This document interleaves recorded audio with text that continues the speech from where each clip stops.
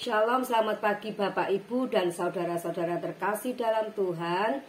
Kita bersyukur kita masih diberi kesempatan untuk mendengarkan dan merenungkan firman Tuhan setiap pagi di mimbar Gemar online GSCA Peniel Surabaya dan GSCA Anugerah Kemendung.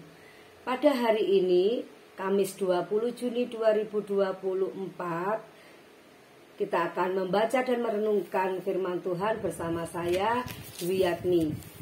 Berkat firman Tuhan pada pagi hari ini, saya terberkati di kitab Yakobus pasal 1 ayat yang ke-9 sampai ke-11. Demikian bunyinya. Perikopnya adalah keadaan rendah dan keadaan kaya.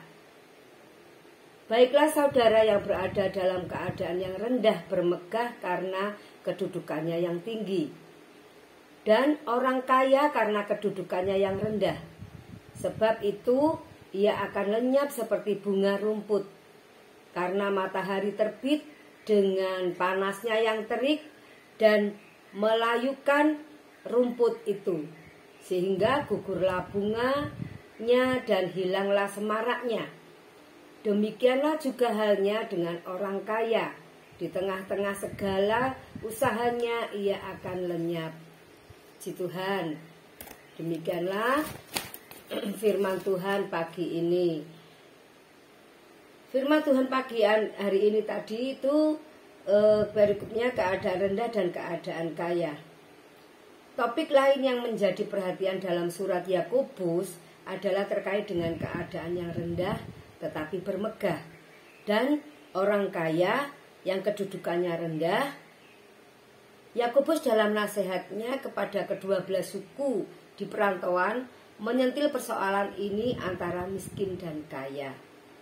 Di dalam ayat yang ke-9 tertulis, saudara yang berada dalam keadaan yang rendah bermegah karena kedudukannya yang tinggi. Ini ditujukan kepada kedua belas suku di perantauan. Mereka adalah pengikut Kristus yang mengalami berbagai macam kesulitan dalam hidupnya. Bisa dipahami dengan tanda kutip itu miskin, Bapak Ibu dan saudara-saudara. Seringkali mengalami penindasan. Ini menyebabkan mereka kehilangan keyakinan dan kepercayaan diri. Itu sebabnya Yakobus menasihatkan agar mereka bermegah karena kedudukannya yang tinggi. Namun secara secara jasmani memang mereka orang yang rendah atau miskin. Namun secara rohani mereka harus bersukacita karena mereka memiliki kedudukan yang tinggi di hadapan Allah. Mereka yang percaya kepada Kristus adalah milik Allah. Bapak Ibu yang terkasih dalam Tuhan, penulis Yakobus menunjukkan bahwa orang kaya adalah seperti bunga rumput. Orang kaya diibaratkan seperti bunga rumput yang terkena panas terik matahari dan membuatnya layu, sehingga gugurlah bunganya dan hilanglah semaraknya. Seperti bunga rumput yang layu, demikianlah juga keadaan orang kaya. Mereka hidup di dalam hawa nafsu duniawi. Mereka tidak mengenal Kristus dan tidak percaya kepadanya. Mereka mengandalkan kekayaannya dan menjadi sumber kejatuhan mereka. Di tengah-tengah segala usahanya, ia akan lenyap. Semarak orang-orang kaya menakjubkan, akan tetapi sekejap itu juga sirna. Menjadi orang kaya, hidup enak dan nyaman didambakan banyak orang. Banyak orang Kristen juga memperjuangkan hal itu. Banyak orang berkorban waktu, tenaga, dan hal-hal berharga dalam hidupnya demi mencapainya. Akan tetapi, apakah hal itu sungguh berharga dan layak diperjuangkan? Bapak Ibu yang terkasih, memang kita tidak mau hidup miskin. Dan kita hidup yang sederhana saja, jangan terlalu kaya. Nanti kita akan menjadi sombong dan jatuh. Siapa orangnya Bapak Ibu dan saudara-saudara terkasih yang tidak mau kaya? Saya pun juga mau. Tapi Tuhan mengajarkan kepada kita untuk selalu tetap rendah hati. Maka dari itu kita, walaupun kita dalam posisi yang rendah, kita hidup di dalam Kristus penuh dengan sukacita. Dalam surat Yakobus ini tertulis banyak sekali orang yang memperjuangkan dan memberikan seluruh hidupnya untuk mengejar kekayaan. Bahkan mereka rela menindas sesamanya dan memperkaya diri. Dalam pekerjaan seperti itu ya, apa istilahnya, sikut-sikutan, ikut temannya. Tapi itu tidak baik. Tuhan tidak menghendaki semuanya itu. Di dalam pelayanan pun di gereja juga seperti itu. Kalau kita melayani dengan segenap hati, kita abaikan omongan-omongan orang yang tidak masuk akal, yang membuat kita down, yang membuat kita tidak semangat dalam melayani Tuhan. Kita melihat Tuhan aja, kita melayani di gereja, kita melayani Tuhan itu dengan segenap hati, melihat karya Tuhan dalam hidup kita.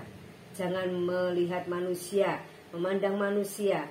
Kita akan jatuh dan kita akan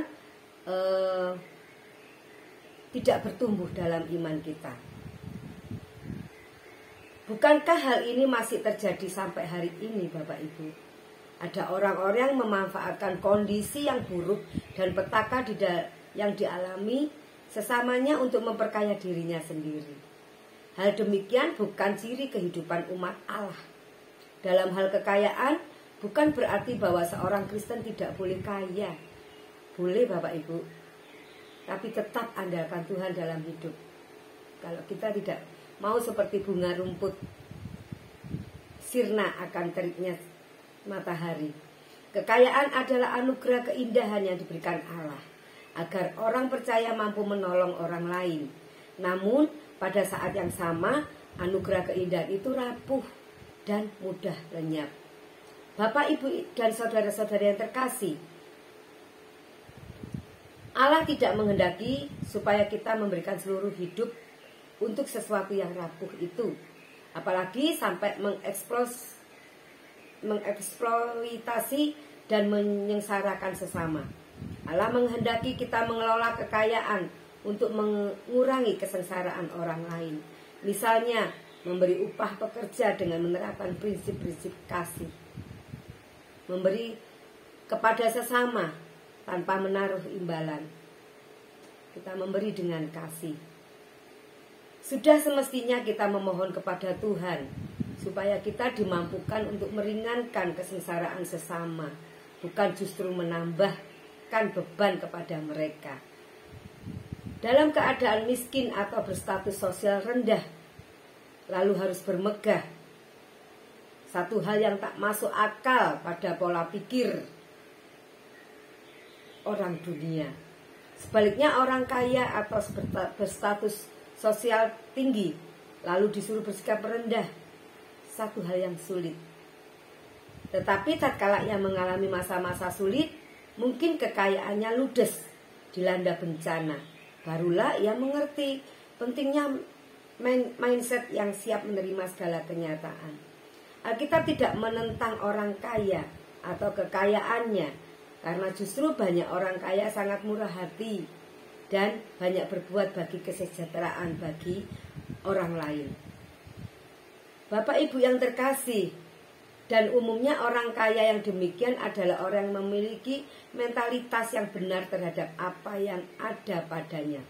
Bahkan ia bersikap seperti orang yang tak berpunya, orang yang sederhana, orang yang rendah hati.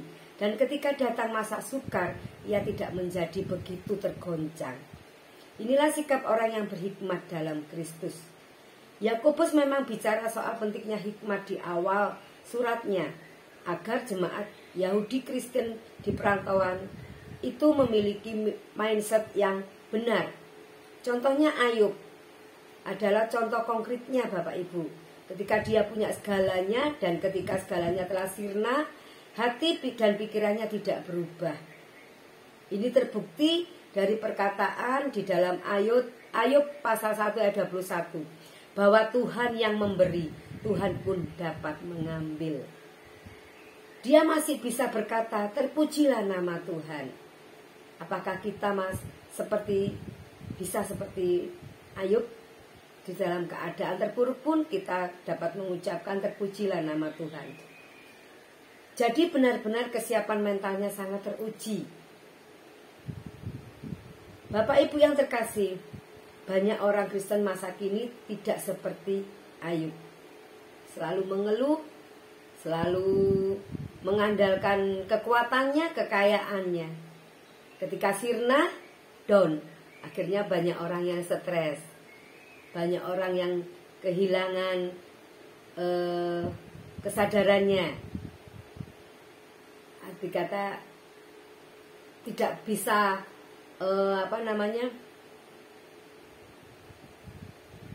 menghadapi kenyataan hidupnya yang sekarang ini bukan seperti dulu.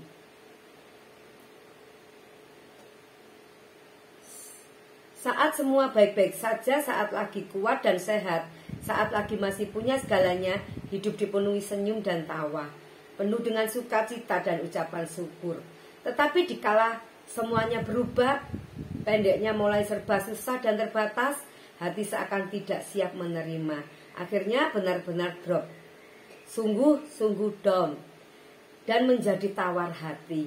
Muncullah kata-kata seperti ini, saya tidak menyangka menjadi seperti ini. Atau bertanya, mengapa jadi begini? Mengapa Tuhan tidak adil? Dan sebagainya. Nasihat Yakobus ini masih relevan, Bapak Ibu, bagi kehidupan kita sehari-hari pada masa kini. Bagi mereka yang hidup dalam keadaan rendah, tetapi harus bermegah dan bersukacita karena mereka adalah milik Allah.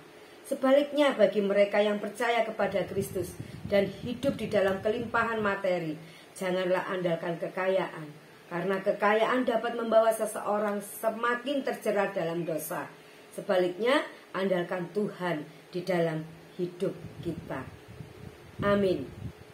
Renungan firman Tuhan pagi hari ini sampai cukup di sini, tetapi biarlah kita dapat melakukan firman Tuhan setiap hari. Mari kita berdoa. Bapa yang terkasih dalam Tuhan, kami bersyukur Tuhan, kalau pada pagi hari ini firman-Mu mengingatkan kami untuk kami tidak selalu bermegah diri dengan kekayaan kami, dengan apa yang kami miliki, tapi kami tetap rendah hati dan mengandalkan Engkau dalam hidup kami. Biarlah firman-Mu Tuhan dapat Engkau tanamkan dalam hati kami, dan kami dapat menunjukkan dalam kehidupan kami sehari-hari. Kami akan menerapkannya Tuhan. Kami selalu belajar Tuhan mengandalkan Engkau dalam hidup kami. Terima kasih Bapa, terima kasih. Pada pagi yang indah ini Tuhan, kami serahkan Tuhan segala aktivitas kami, kegiatan kami ke dalam tangan Tuhan. Siap apapun keadaan kami, kondisi kami, dalam suka maupun duka, dalam sakit maupun sehat, kami tetap selalu bersyukur di hadapan Tuhan. Karena Engkaulah yang memiliki hidup kami. Kami serahkan Tuhan hari ini ke dalam tangan Tuhan. Kau berkati kami semuanya. Di dalam nama Yesus kami berdoa dan bersyukur. Haleluya. Amin. Selamat pagi. Tuhan memberkati kita semua. Salam bergemar.